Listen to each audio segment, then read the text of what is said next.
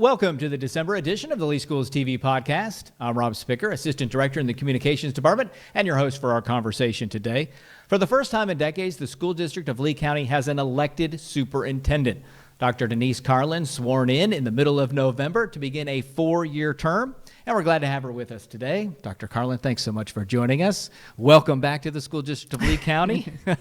What are your first impressions? You've just been in it maybe a couple weeks so far, but first impressions as superintendent. Yeah, well, first of all, thank you, Rob, for having me today. I really appreciate it. So first impressions have been great. We are off to a running start since being sworn in on November 19th. We had our first school board meeting. Everything went really pretty smoothly. I've met with cabinet a couple of times, and so we're off and running. It's off to a really good start. Good. In the short term, maybe those first 100 days that everybody focuses on, what's priority number one for you? What do you want to get done? Filling our teacher vacancies. Right now we have about 200, just shy of 200 teacher vacancies, and you've heard me speak before. We'll talk about this today about increasing student achievement. We know from the research, Rob, that only two things will improve student achievement. One is a high-quality teacher, and the second is more time. So we're going to start on focusing on making sure we have a teacher for every single child's classroom. All right. Before you ran for superintendent, you were a part of the school district for 32 years. Yes, sir. So can you just sort of run through your career with the district, the positions you had, and how that led to where we are today? Absolutely. So for just over 20 years, I was in schools. I started as a brand new teacher at Tanglewood Elementary. I was a first grade teacher and got to teach children to read. It was so much fun. Taught third and fourth grade as well. Had the opportunity to open Hancock Creek Elementary as a brand new teacher. It was a brand new school. So that was exciting. During that time, Rob, I was working on my master's degree while I was teaching. And so when I finished that degree, I had the opportunity to become an assistant principal. So I was an assistant principal both at the elementary and the middle school levels, and then had the opportunity to be a principal. Served as a principal for just shy of 13 years. Had the opportunity to come to the district office to train principals. So had done the job for a while and thought, why not? That would be great. Maybe I have something to offer.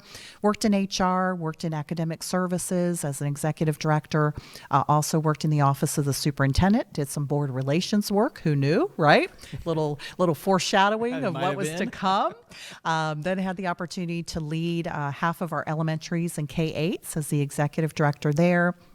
Served as chief of staff for a year, finished my career as chief communications and government relations officer, and then it was time to be a full-time mom, go retire, and enjoy some time with family. You did retire. I did for a short time. But a short time later, you were announced as a candidate. So what changed? What made you want to run? I'll tell you, Rob, when I was out in the community, there were a couple of elected officials who had toyed with a run. It got back to me in the early fall that they were not going to run. And then my phone started to ring. Why aren't you running? And I said, because I'm retired. Let's talk about what retired means. Right.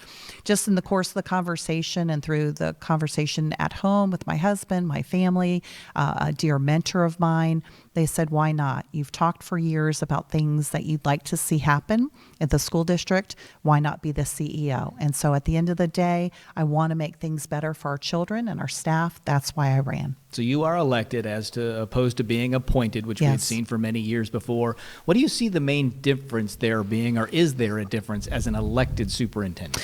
So, I think you get a 4-year term, which is fantastic. We were talking before the podcast about the number of superintendents that I had worked for in 32 years. It was somewhere in the area of 12, 13, 14. And that's a tremendous amount of turnover. With an elected superintendent, here's what we get. 4 years. We get 4 years to do the work. I'm not an employee of the school board any longer. I am an elected constitutional officer, just like they are. And so I have the opportunity to get things done in the manner that we as a team believe should be happening without worrying about, is this the day my contract's going to be non-renewed? I answer to the people.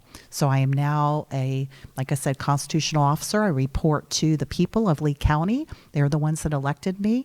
And so now we have things that we need to do. We made campaign promises out on the campaign trail, and now it's time to make those things happen. Now let's go through some of those things. Yes. One of those being, you mentioned the teacher retention. Yes. Lee County, no stranger to, like much of the nation, to not having enough teachers in every classroom. So how do you tackle that problem? How do you get teachers to come work for Lee County and fill every available spot? I'll tell you, Rob, I got it right from the horse's mouth. I met with teachers during the campaign, and I talked with them, and I said, what is driving teachers out of our profession? Here, particularly in Lee County. And Rob, they gave me two answers. One is teacher pay. So we need to make sure that we are competitive with our local school districts. All the districts around us, they're making more money as a teacher. So why wouldn't I go to Collier or Charlotte if I have the opportunity? I had student loans as a teacher, a new teacher coming out of school. If I knew there was more money, north or south, why not? I can pay my loans off faster. The second and equally important issue that they told me was about working conditions. And what they mean by that is making sure that they have the support necessary in the classrooms to get the work done. So we want to make sure that we're providing teachers with, when there's behavioral challenges with children, we want to make sure that we provide that support for them. Planning time. Just making sure that they have time to use the restroom, go check their mailbox, have something to eat for lunch, make sure that they have time, right, that add up to big things, right? And so making sure that we're providing a really positive environment for them so they don't want to go to another county. So those are a couple things we'll work on is teacher pay and our working conditions. And then tied to that, as you've mentioned, student achievement. Yes. Lee County's kind of been falling behind the state as the state has grown. Yes, That's we've right. grown, but not as much. So how do you address that gap and help increase student achievement? It goes right to the teacher shortage. I mean, we know that the two things that will improve student achievement will be a high quality teacher and more time. And so those are the two items we're going to continue to look at as we work on improving student achievement. Think about the hardest thing you ever learned. For me, it was Statistics 3 in my doctoral program. Rob, it took so much of my concentration, but here's what it really came down to. I had a high quality teacher. I went to USF. Great teacher. I was not putting the time in because I was also teaching at the time, right? And then working in a school. So I really found that I had to dedicate some more time. Every Sunday, I went to the library at one of our local colleges, buried myself in the library, and I made sure that I designated time. We also have to provide that extra time for children. Gotcha. One of the things the Lee County is lucky to have, I think, is how advanced we are in terms of security. We've done a lot of things and things that other districts haven't done. But you ran on doing more to secure the school. So what would you like to see happen? So there's a couple of things. One is we have a guardian program that has started. We need to expand that. So that's one. The other part is really working with our law enforcement partners when we talk about new technologies out there. And every single day there's something new on hardening schools. And so we need to sit down with our local partners and say, and Dave Newland, who's our executive director in that world of work, he does that. Sit down with our local partners and say, what's the latest and greatest? And how can we participate in that? We're going to be having a legislative priority. I just left cabinet around hardening of our schools. We're going to ask for an appropriation from the legislature. So those types of things we need to continue to look at. And then also addressing mental health needs of our children. Children come from all walks of life. They've had a lot of trauma. Different children have from, being home over COVID to hurricanes, children displaced from their homes. And so we want to make sure that they get the support they need because, again, that plays into school safety. You can have a lot at the front end of prevention. Correct. That's right. Absolutely. You talked a lot about fiscal responsibility. Yes, I do. It's a big district, a big budget. What does that mean? Really what it means, Rob, is what we do at home. We have to live within our means, right? At home, if I want to go to Europe and build a swimming pool all in 1 year, it's not going to happen, right? So we save for the things that we need. That's number one. Number two, we prioritize. On the campaign trail, one of the things I talked about was fiscal responsibility. And here's what we do at home. This is a nice to do. This is a must do. We're going to model the way at the central office. We're going to kick off meetings with each one of our departments and our divisions, and we're going to have that very simple conversation. What's nice to do? What's a must do?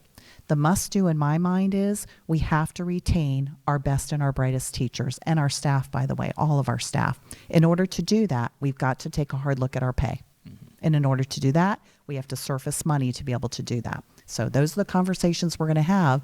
We're going to make sure that we treat the taxpayer dollars as the precious dollars that they are. And that starts with those hard conversations. Right. Another thing you talked a lot about was getting parents involved. Yes. Parents often don't really step in until that moment when maybe there's an issue with their child or they're frustrated about something at that school. So how do you get them to be there on the front end and be a part of the solutions and the positives? It really starts with, Rob, with us having the mindset that parents are their child's first teacher, right? And so making sure that we engage with them early. So one of the things that I did as a teacher, and I know many of our teachers do, is they extend a kind of a positive phone call at the beginning of the year, right? Just welcome, like, welcome, Rob. So glad your child's in my classroom. Happy to have them here. When we start with those positive conversations, it makes me feel like you want me to be engaged, right? And so then if I have to make a future phone call, maybe that isn't so great. Right. Such a great deal right, that day. exactly. Then, those conversations tend to go well. The other thing is parents, and I met many of them on the campaign trail, they just want to know more about school. What's happening at school? How can I engage? How can I partner? Or I work 2 or 3 jobs to put food on the table. I can't come to school during the day. And if I had children in the school right now, I'm not sure I could leave. I'm in the middle of a podcast, right? Right. So making sure that engagement, the definition is expanded to know that you're on the other end of the phone. If I send a text, you're going to return that to the teacher. If there's something that I need. And also, we're going to communicate with parents. We're going to make sure that they know what the curriculum is. Rob, there were so many questions on the campaign trail.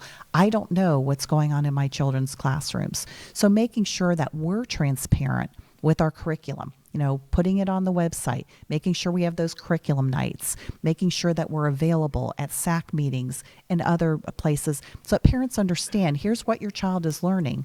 And then that also helps us to knock down some of the myths, because I'm going to tell you, there's a lot of myths out there about what we teach Yes, and there what we are. don't teach.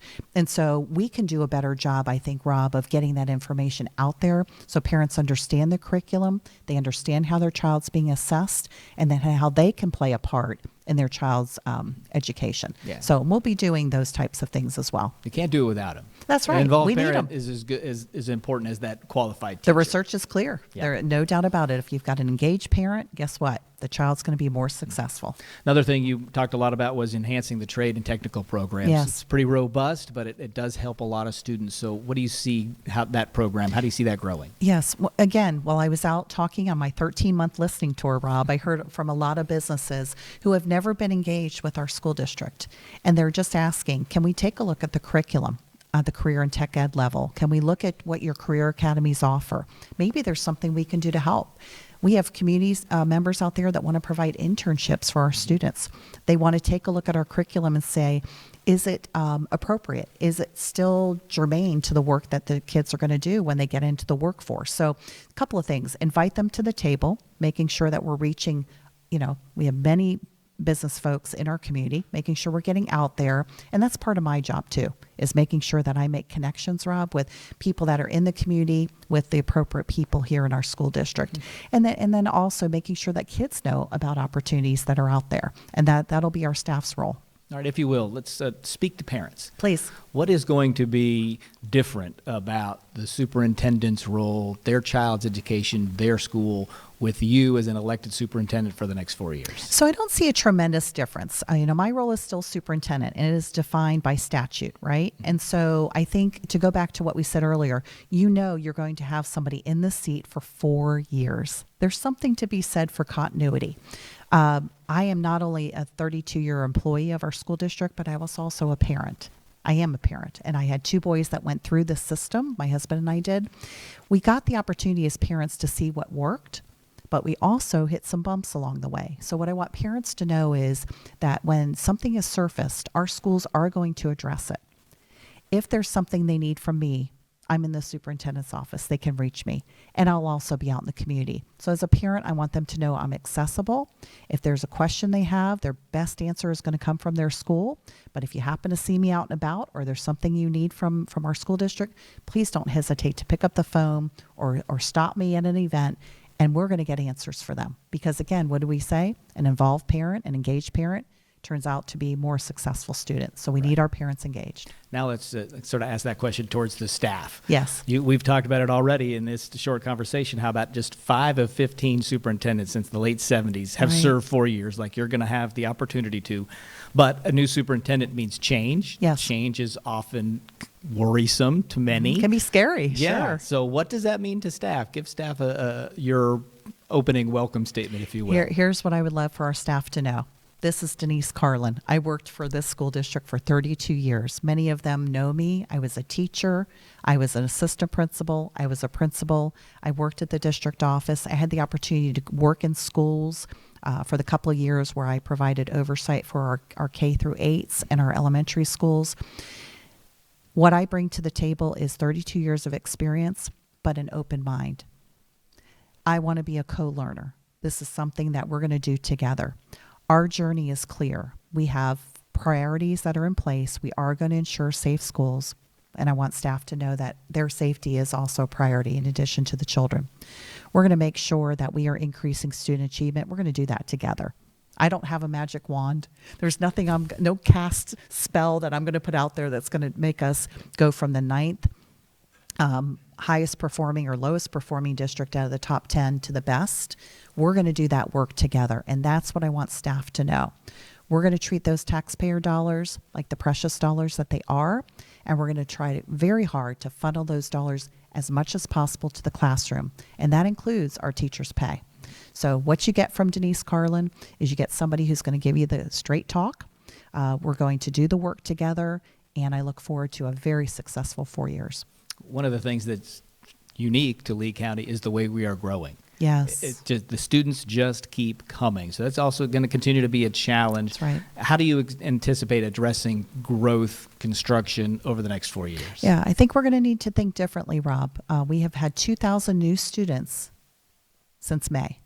Think about that. Right. I mean, that is a tremendous number. What is that number going to be in February when it gets really cold up north and everybody decides they want to go? Leave, yeah. Right, exactly. So we have to be smart. We have to look at our capital plan and make adjustments to it. We have to start looking at different alternatives for funding. You know, some people have been talking about P3s, those public-private partnerships. So there's a wide variety of work to be done. We are working also on our legislative priorities right now, looking at maybe some special appropriation for high-growth districts. So those are the things we need to do, and I'm committed to looking at things differently. Another thing that happens during your 4 years is we have to change start times. Yes. And I know you're just sitting down in the seat, but I'm sure this has come across your mind a time or two before. So just sort of where are you? What do you expect as we move high schools a little bit later in the morning and have to adjust all of that? Yeah, it's going to be a huge challenge for us. And there is some talk again in the legislature about, is this going to stick? Is this law going to stay? There is some conversation about gathering data. And so we're going to kick off a survey, which we'll be sharing with communications and others to find out how our families feel about that.